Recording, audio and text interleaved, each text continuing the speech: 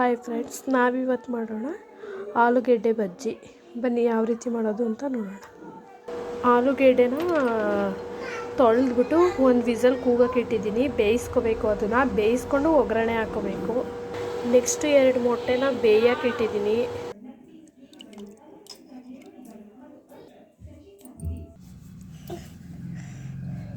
ಎರಡು ಮೊಟ್ಟೆ ಇದನ್ನು ತುರ್ಕೋಬೇಕು.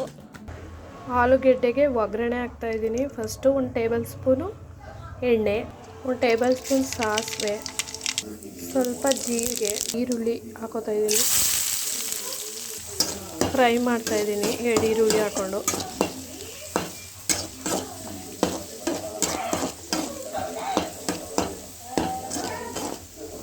ನೋಡಿ ಬೇಯ್ತಾ ಇದೆ. ಈರುಳ್ಳಿ ಬಂದಮೇಲೆ ಆಲೂಗೆಡ್ಡೆ ಹಾಕೋಣ.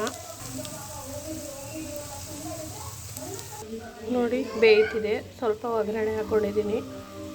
ನೋಡಿ ಇದಕ್ಕೆ ಒಂದೇ ಒಂದು ಮೆಣಸಿನ್ಕಾಯಿ ಹಾಕ್ಕೊಂಡಿದ್ದೀನಿ, ಯಾಕೆಂದರೆ ನಮ್ಮ ಮನೆ ಮಕ್ಕಳು ಖಾರ ತಿನ್ನಲ್ಲ. ಸೊ ರೆಡಿಯಾಗಿದೆ. ಈಗ ಎತ್ತಿಟ್ಕೊಳ್ಳೋಣ.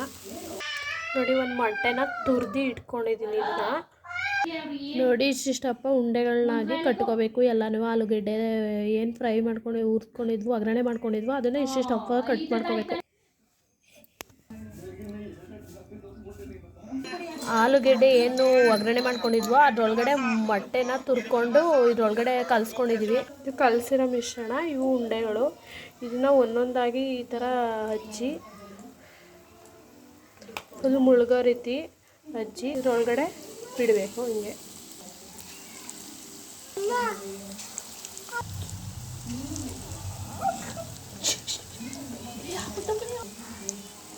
ನೋಡಿ ಇವಾಗ ಸಾಕು. ಇದು ಬೇಯಬೇಕು. ಕಂದು ಬಣ್ಣ ಬರೋ ರೀತಿವರೆಗೂ ಬೇಯಬೇಕು.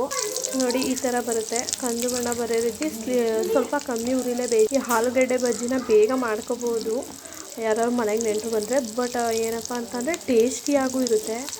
ಮತ್ತು 2 ಮೊಟ್ಟೆನೂ ಕೂಡ ಬೇಯಿಸ್ಕೊಂಡು ತುರ್ದು ಇದರೊಳಗಡೆ ಕಲಸಿ ಹಾಕಿರೋದ್ರಿಂದ ಅದು ಬೇರೆ ರೀತಿಯೇ ಟೇಸ್ಟ್ ಕೊಡುತ್ತೆ ಅಂತ ಹೇಳ್ಬೋದು. ಕ್ರಿಸ್ಪಿಯಾಗಿ ಕೂಡ ಇರುತ್ತೆ. ದಿನ ಮನೆಯಲ್ಲಿ ಈರುಳ್ಳಿ ಬಜ್ಜಿ ಮತ್ತು ಹೀರೆಕಾಯಿ ಬಜ್ಜಿ ಅದನ್ನು ಮಾಡ್ತಾಯಿರ್ತೀವಿ. ಈ ಥರ ಆಲೂಗೆಡ್ಡೆ ಬೇಯಿಸಿ ಈ ಥರ ಒಗ್ಗರಣೆ ಮಾಡಿ ಅಕ್ಕಿಟ್ಟು ಕಲಸಿ ಈ ಥರ ಮಾಡಿಕೊಡಿ, ತುಂಬ ಚೆನ್ನಾಗಿರುತ್ತೆ. ನಿಧಾನಕ್ಕೆ ಕಮ್ಮಿ ಉರಿಯಲ್ಲಿ ಬೇಯಿಸೋದ್ರಿಂದ ಏನಾಗುತ್ತೆ, ಒಳಗಡೆ ಎಲ್ಲ ಕ್ಲೀನಾಗಿ ಬೇಯುತ್ತೆ, ಕ್ರಿಸ್ಪಿನೆಸ್ ಬರುತ್ತೆ. ನೋಡಿ ಇನ್ನೊಂದು ಸಲ ಹೇಳ್ತಾಯಿದ್ದೀನಿ. ಏನು ಬಜ್ಜಿ ಹಿಟ್ಟು ಕಲಿಸ್ಕೊಂಡಿದ್ದೀವೋ ಅದರೊಳಗಡೆ ಆಲೂಗೆಡ್ಡೆ ಉಂಡೆಗಳನ್ನ ಈ ಥರ ಡಿಪ್ ಮಾಡಿ ಬಿಡಬೇಕು.